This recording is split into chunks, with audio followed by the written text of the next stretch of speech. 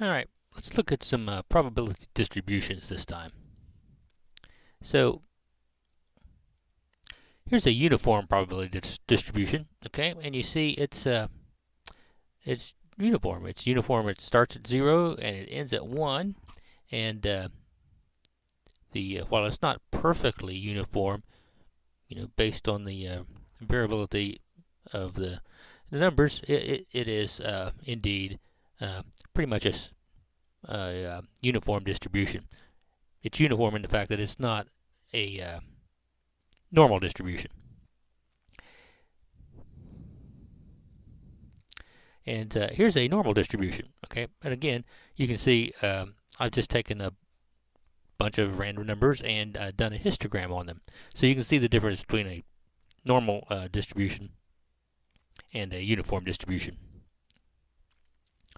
And then there's a binomial distribution. And one thing you'll notice about the binomial distribution is, of course, is that since it's a number of trials and you're counting the successes and failures, then it's going to turn out to be integers, right? So there is no 15.5 bin. It's either 15, 16, 17, 18, 19, or 20.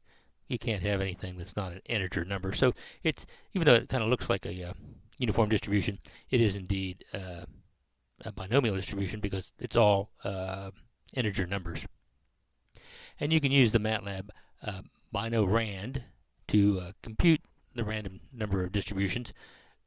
One example would be a coin toss. In a coin toss, you could have 100 coin tosses, and the probability of success would be 50% on each one. You consumed a head is a success, and then you would pass binorand. In addition, the length and the width of the vector that you wish to get back. So we'll look at one in MATLAB in the next video, and I'll do a binorand of 100 trials where the probability of success is 0.2, and you can see that's what this is, because if you have 100 trials, the most likely thing you'll get out of it is 20 successes if the probability of success is 0.2. And I did 100,000 trials, and so I got a matrix out that was 100,000 by 1.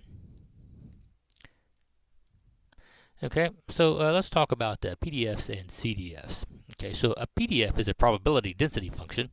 This is a random normal distribution, and so it kind of peaks here, and this one has a standard deviation of 1, plus or minus 1. Now, if I integrate that from left to right, you can see when I get to 0, I'm going to have half of the values, and so if I do the cumulative distribution function, integrating from left to right, you can see at 0 I get 50%, and then as I go on up, I get to 100%. And if you remember, one of the axioms of probability was that the probability of the entire data set would be 1.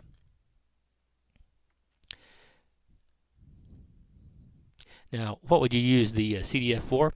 Well, if I want to know what the probability of x being less than 0 is, I just look up in the chart here, and it's 0.5.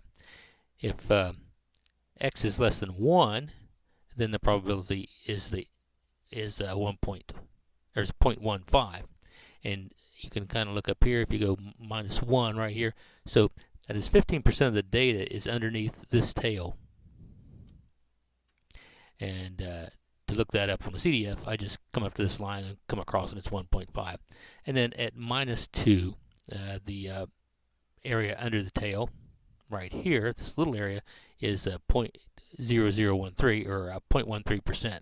And I could find that by coming up here on the CDF and then coming over to 0.013. And of course, this is for a mean of 0 and a standard deviation of 1. Now, for any distribution, I can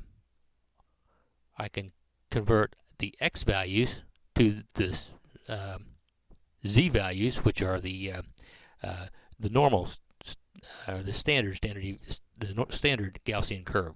So let's say that we have x is less than 5 in this chart.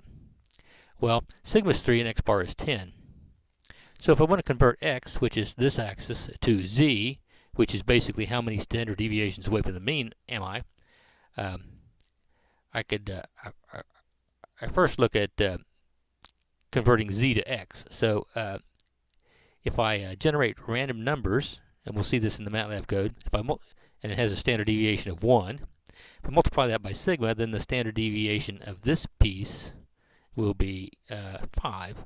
And then if I add the mean, that'll move the mean over. And so by this mechanism, I can take a standard deviation of 1 and a mean of 0, multiply by my new standard deviation, add my mean, and I come up with the x values, which are here. If I want to find the z values, I just solve this equation backwards. So it's x minus the mean divided by sigma. And so in my case, I wanted to know what the probability of x is less than 5 is. So I take 5 minus 10 and divide by 3, and that gives me minus 1.66. So 5, which is right here, is minus 1.66 standard deviations from the mean. That's the distance from here to here. And if then I can look that up in my table and determine what the probability is. So now I have listed here a few things that might be kind of interesting for you. The area under this curve between plus and minus 1 is 68%, plus and minus 1 sigma. Plus and minus 2 sigma is 95%.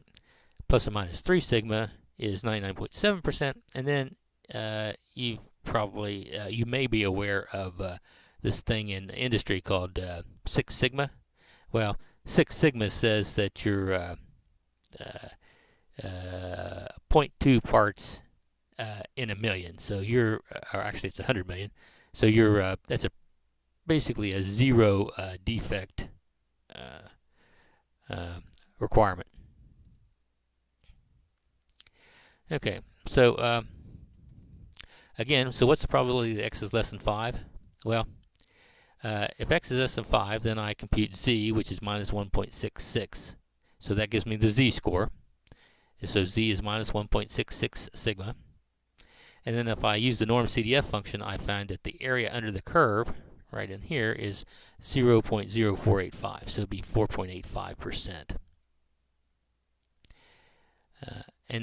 And again, I can shade this area. So here's my standard deviation, minus 1.6, and I can shade that area. So for homework, I'm going to have you generate this plot, and you can start with histograms. It starts at line 65 through 110, and you can use that to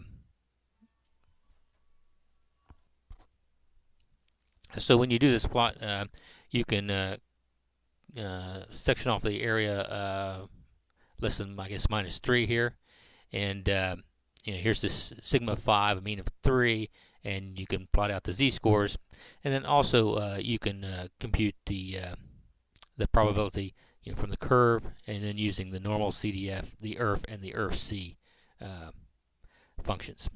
All right.